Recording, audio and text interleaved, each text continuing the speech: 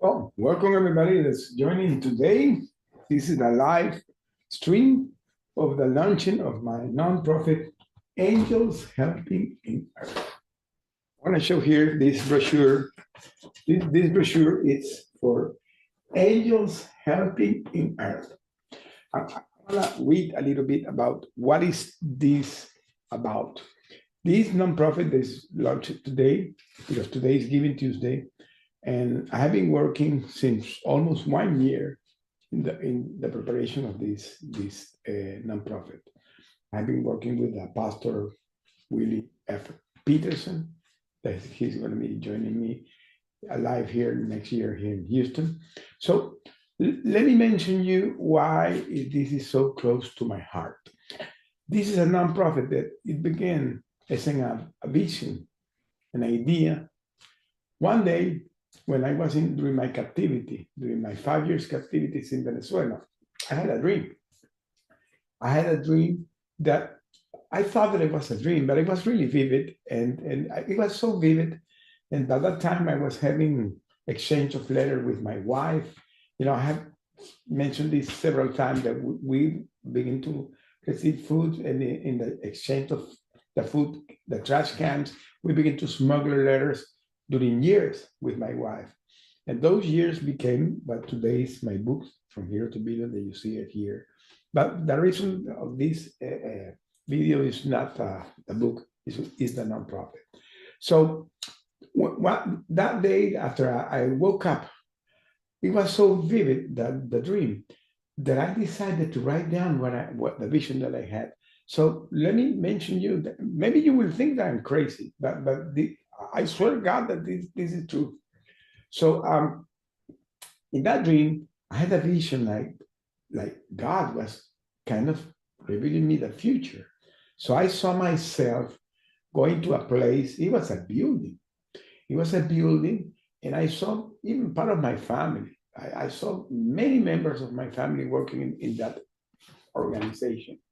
And I saw some classrooms and people giving some classes, some courses, some seminars. And there was like a stage, like a studio where in fact it was not one, it was two studios. There were two recording sets. One was me doing interviews, and the other was my daughter. And all that installation was related to a nonprofit. That it became to be a nonprofit giving attendance to Hispanic community. For that time, I didn't have no clue why I had that dream. And honestly, I decided to write it down in a paper, and I sent it to my wife. I remember that when I sent that letter to my wife, after years that I could come back, and we began to compile the letters to become to be my book, I found that letter, and that letter had an org chart. Because even in that letter, I had put that write down the name of the nonprofit that was going to be called Angels Helping in Earth. This is the name. Makes sense because I'm Jose Angel. So for some reason, God was putting me that I had to begin to help in Earth. I never thought what was the meaning of this. But after I came back and I began to, review my life, and I began to speak and I began to write that book that it became an Amazon bestseller and won an award as the best true memoir 2025 in the International Book Award. And I began to do the podcast that today I have, but it came even further, and I became a TV host. And there where the studio began to start.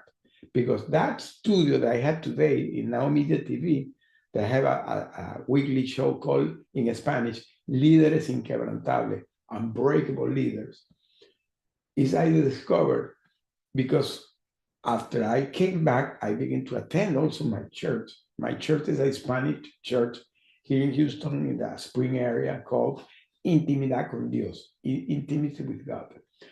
So it began to connect all the dots because in that church, I began to reconnect with the Hispanic community. I want to be honest when I want to say here during my career and during my time that I was assigned here, and I became the CEO of Cico Petroleum, I was not so connected with the Spanish community. I was not connected, neither with the Spanish community and neither with the Venezuelan community. I'm Venezuelan born. But for some reason, I was working with pure Americans. All my employees, more than 3,000 employees, very few Hispanic people, a lot of Americans, because Citgo Petroleum is located here in Houston. But 20 years ago, it was in Tulsa, Oklahoma. It was transferred to here. So many people came from Tulsa. Tulsa doesn't have so big Hispanic community like Houston has. So Citgo had Hispanic employees, but not so much.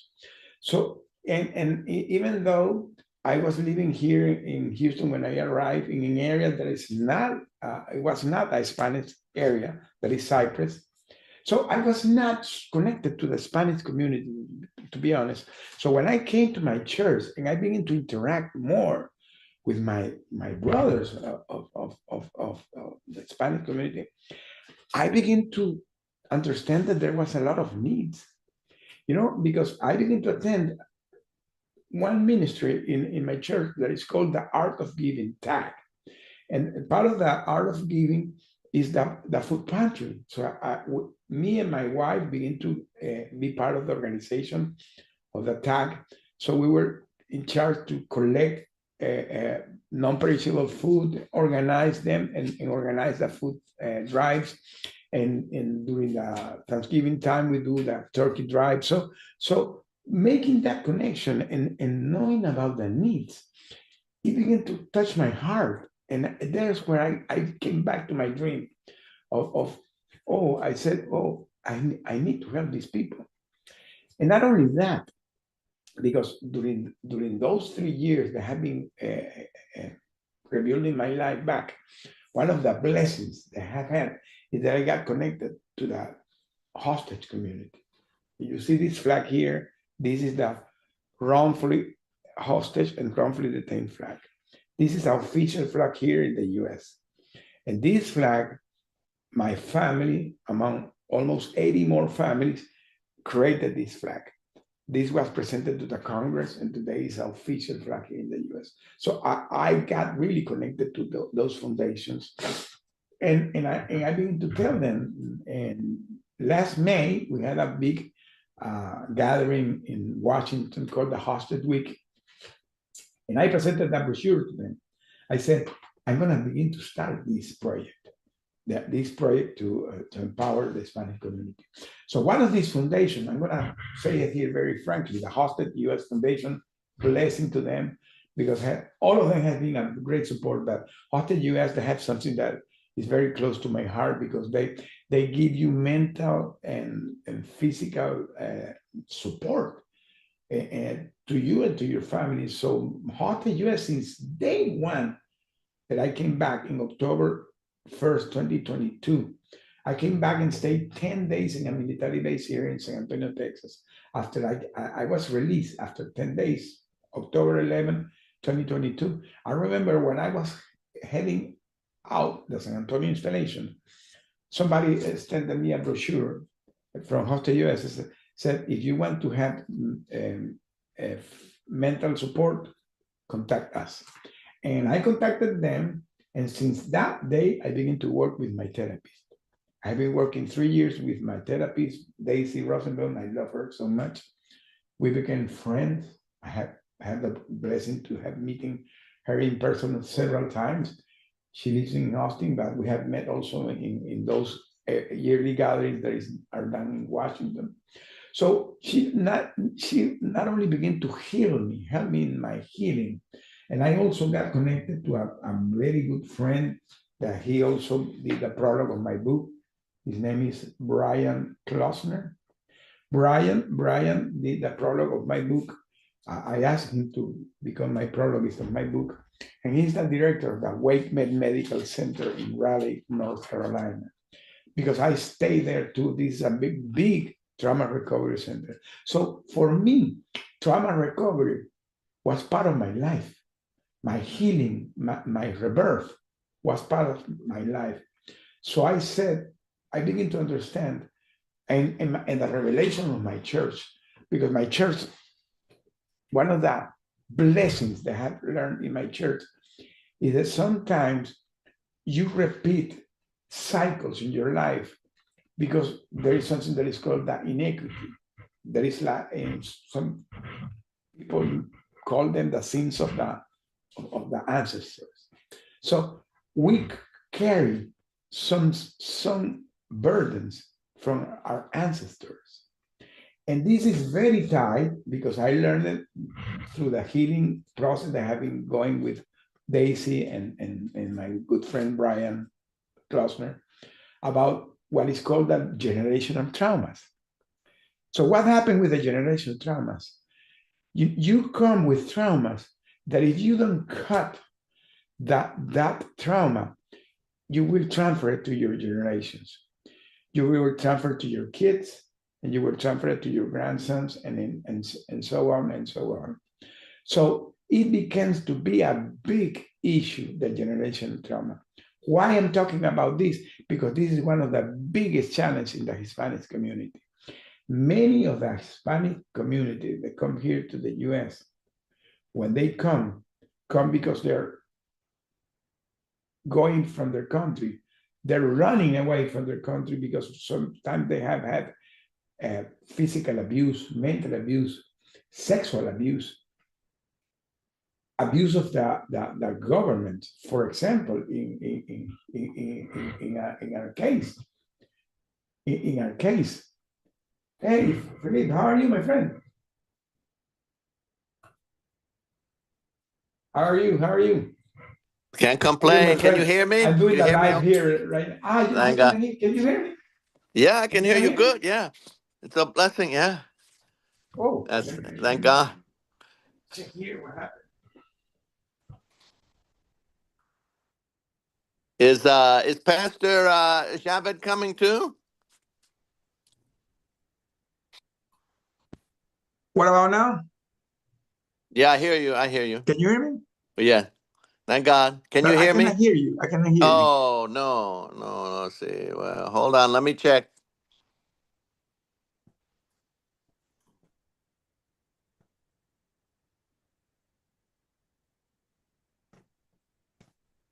But you can hear me. I can hear you good. Yeah. Can you hear me now? Hello, hello. Oh, I cannot hear you. Oh.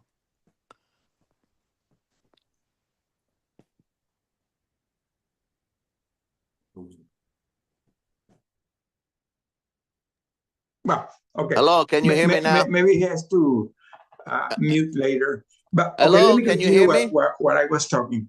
So the generational trauma becomes a big burden here. Uh, can you hear me? You hear me? Yes, we hear you. Yeah. Okay. Well, I was talking, Paul, about. I was giving a introduction about why this foundation is starting.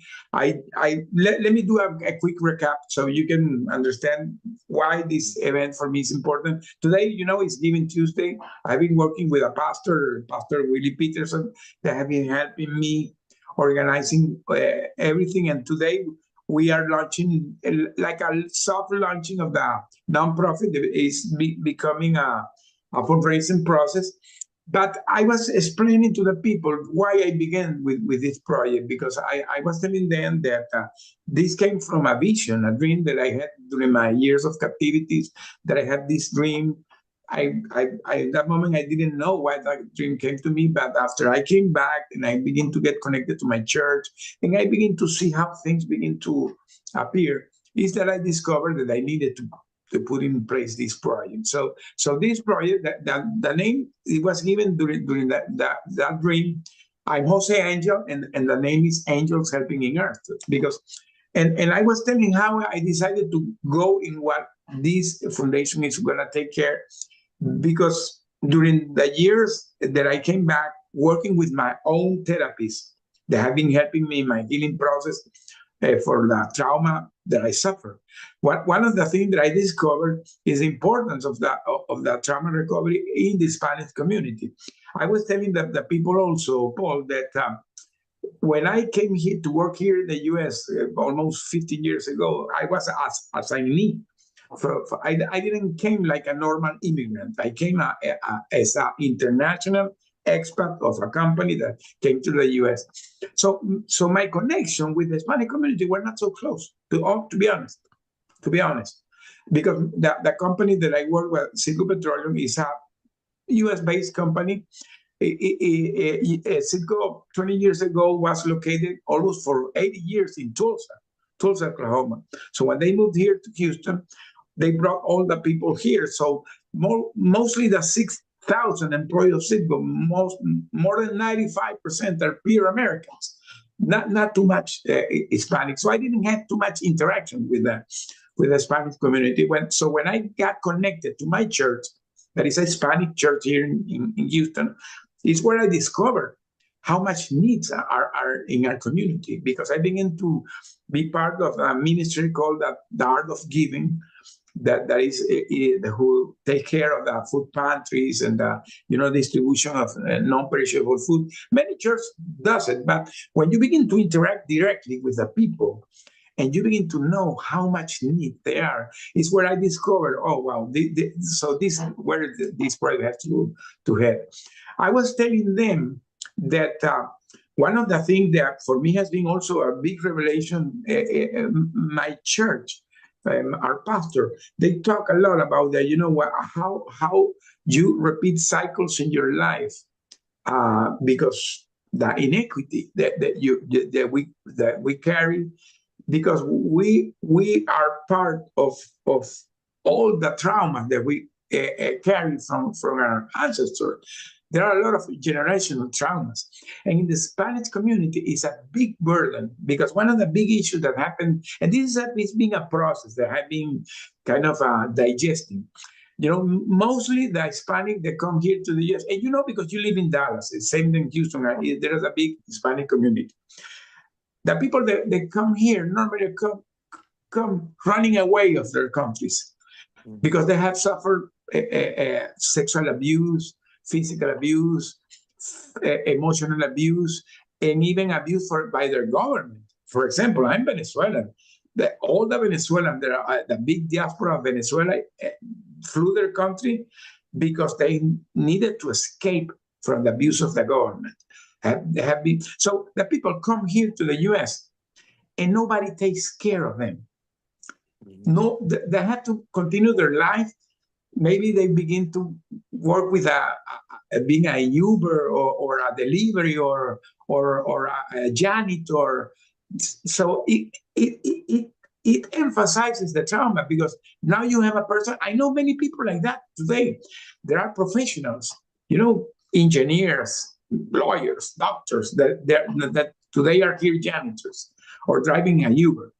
So now you have the trauma that you suffer coming, escaping from your country here, and that trauma that you're having to, it becomes a real issue.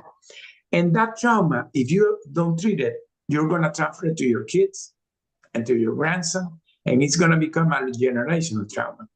And honestly, nobody's taking care of this. When I began to work with Pastor Willie Peterson, he has more than 35 years helping nonprofit. So he knows a lot about this. And I remember that he was telling me, one of the excitement when he began to work with me, he told me, Jose, believe me, during years, this is the first time I hear somebody talking about this for the Hispanic community. So he's really exciting working with me, because he said that this can mark a difference. Because with all these issues that are happening today with the immigration here in this country, nobody's taking care of this, and people doesn't know how to channelize their if they want to help in this area. So this foundation is for that, to help for that. So one of the pillars, I'm going to talk about the pillars of the foundation, because the foundation is going to have several pillars, but one of the key pillars is going to be trauma recovery. Mm-hmm. Why? Because for those blessings of God, when I came back, I began to work with a therapist, Daisy Rosenberg. She's located in Austin, and we became really good friends. And now she's not only my therapist, she's going to partner with me in this initiative because she is Hispanic too. She's from Colombia. She's married with an American guy in Austin, but she's born in Colombia, and she has the same feeling than me that she wants to help the Hispanic community. So we decided to, to get us together. So she's going to be helping me in that area. My lawyer, that when I came back, I had to deal with several legal issues. We became really good friends. He also is going to help me in the pro bono basis for legal assistance, and maybe he can bring some other lawyers, because this is going to be a second pillar of the foundation, that not only taking care of the trauma recovery. The trauma recovery will have several areas: seminars, one-on-one consultations, and events that to try to bring healing to the people, and that the people can have the ability and the possibility to express their own concern, because this is another big issue in the Hispanic community. One of the big issues because this is a cultural issue, people don't talk about this. In the Spanish community, it's very uncommon. People say that, hey, I have a trauma, I suffer this. The people hide their feelings. And if you're a man, it's even worse. In my country, I remember there was a saying that if you were going to a therapist, it's because you're crazy. The people think that going to a therapist is because you're crazy. So nobody wants to say that they're going to a therapist. We want to change that narrative. We want to change that narrative, and then, so that people can say, hey, I need help. I need help, and this is going to be helping here for you. So there are going to be several things that are going to be in that area. In the area of legal support, I want to basically do 2 or 3 activities. The first is immigration support. People sometimes doesn't know how to handle their case because they don't have legal support. It's expensive. So having some lawyers that can have pro bono basis legal support is going to be one of the things. People sometimes want to begin their life, and they want to start a small business. I don't know, a small place to sell empanadas or tamales, whatever, but you need legal support. That will be also a part of the support for the startups, and many other minor legal support. But basically, that's going to be the two main areas in the legal side. We want to also give logistical support. I have been having conversation with other foundations here in the Houston area. For example, there is one called the Hope Center. I became friend of the guy of the Hope Center. They're very heavy in the food distribution. I have a friend also that is in that area, so I'm going to partner with them by the way, we are friends of the same church. So we're going to be partnering in that area. That I don't want to compete in that area. I want to partner with them in that area. And the other thing is going to be seminars, leadership. English is a second language. Citizenship. One of the big things that I see here is that people, it's very common that you see people that have 40 years living here in the US and don't speak English and don't embrace the culture. And again, if you decided to make this your country, you have to embrace your culture. You have to, this is your country. You need to embrace the culture. You need to love your country. So and you have to know all the history of this country. So part of one of the big things that I really believe that this foundation will do is that integrate the Hispanic more to the American society. Because if I don't get it that you go to some areas where not only the people don't speak English, they're like if they were living in their own country. So I don't say that you have to hide your culture, because you have your heritage. I'm Hispanic. I'm probably Venezuelan.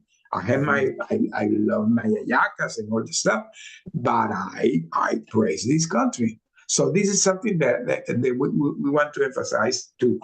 So and the fourth pillar is going to be collaborations. Collaboration. We want to begin to partner.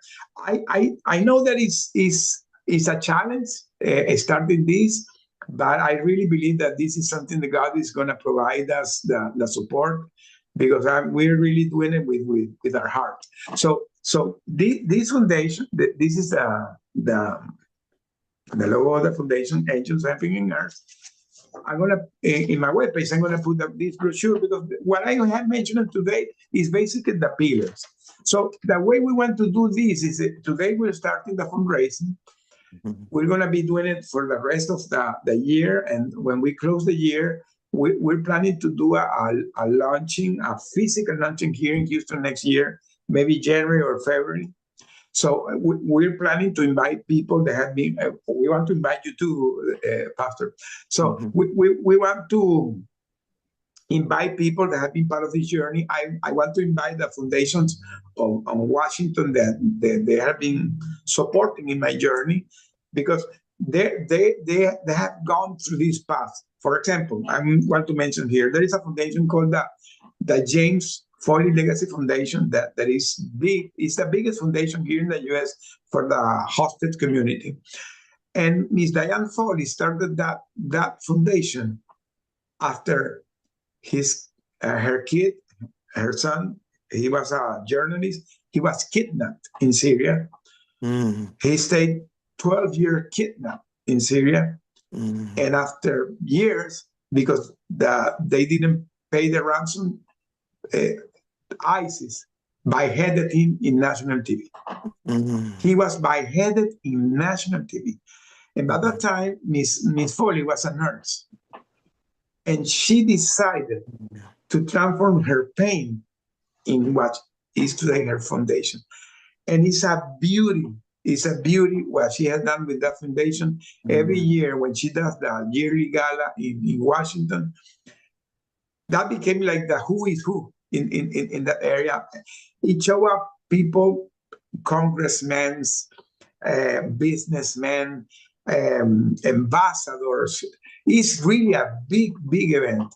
And every time I go, I have gone 3 years in a row after I came back. Every time I had the opportunity to go, and I had the opportunity to talk with her, I always mention, you are an inspiration. You are my mother. This is the way I want to see my foundation in the future, because she had created a movement. So I want to do this foundation in the same way. Our different path, because she's taking care of the hostage community. I'm going to take care of the Hispanic community. But at the same thing, it's the same vision. Doing this to make a big cause. I'm going to start baby step here in the Houston area, but the idea is that this become a national movement. So I want this to become a national movement now. I remember, it's going to be funny saying this. The other day I was, I received this brochure and I was folding it. I was here in the desk folding it. And my grandson came with my son. And he saw me and he came to see what I was doing. And he said, Abuelo, what are you doing? And I said, no, Papi, I'm folding this brochure that I was going to an event and I was gonna give it. And then he what is that? And I explained to him, Papi, this is the foundation of your abuelo, And I explained what the foundation was gonna be. My grandson has 12 years. And when I was talking with him, I said, Papi, this foundation you're gonna handle in 30 years. You're gonna be the president of this foundation. I was kind of joking with him, but he took it seriously. And he got was like a big compromise. And he began to cry. And he began to cry. I had to hug him. So he took that compromise very serious. And I understood in that moment that this is the legacy. This is the really important of the legacy. So when you do the things with that compromise, is when you're going to leave a legacy. And Pastor, I really believe, and I strongly believe and praise to God that God will give me you know the blessing to Amen. my legacy. That's So right. God bless you. this was going to be the intention of this meeting. I wanted to put that today we're starting this. What is the vision behind? I'm going to read a little bit about what the brochure says. So there's strategic values. We offer the non-partisan. This is important. This is a non-political, because when we started this, Pastor, was funny because we started this before this new government. We never thought all these immigration issues that were going to pop up. We started this more than 1 year ago. So when all this big issue with the immigration came up, I was having kind of challenge, because I said, I don't know if this is going to be good in this moment. And maybe I didn't know if it was going to get approved. But it got approved. So it got approved because this is something that we really believe that this can help. Instead of be a opposition, it's a help. It's a way to help, because we believe that as far as you integrate the Hispanic to this society, to contribute more to this society, to be part of this society, this will make them, a better place for them and for the country. So it's going to be a win-win situation. So being a non-partisan for me is key. So we want to position this like a true partner in the community. We really believe in partnership. We ambition having the possibility to work with the mayor of the city, for example, or even with the government, being like a voice, a channel to be heard by the government. Because we want to advocate to the legal path of the integration of the people as a citizen and with dignity. And we want to have, as I said, not only the advocacy in the future, even a government collaboration. We want to have an immigration supporting in all the process. As we mentioned, the education is going to be very key in all this, and of course, the trauma recovery. So, all these elements, we're going to be developing step by step. Our first thing we want to do is have the building, the offices. Once we have the office, maybe we have to have a small staff and have some collaboration, some people that want to be part of the pro bono basis with us, and let's see how this goes. So this is A blessing, yes, and it's a blessing.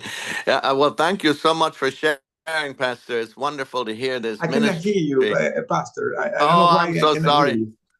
I don't know, but God willing, the only thing is I have to go because I have another meeting. I have a. No, I know. I was finishing, and thank you for being here. Yeah, Thank you for but being. God bless you. It's a It's so blessing. good to It's a see you. blessing. Blessing. Okay, Thank God you. bless you. Thank you. Okay, Pastor. Well, we're gonna come into the end. I hope you enjoy this. Please be connected, collaborate with it, and we're gonna leave the link to the webpage in the recording. Thank you, Pastor. Okay, God Have bless a blessed day. you.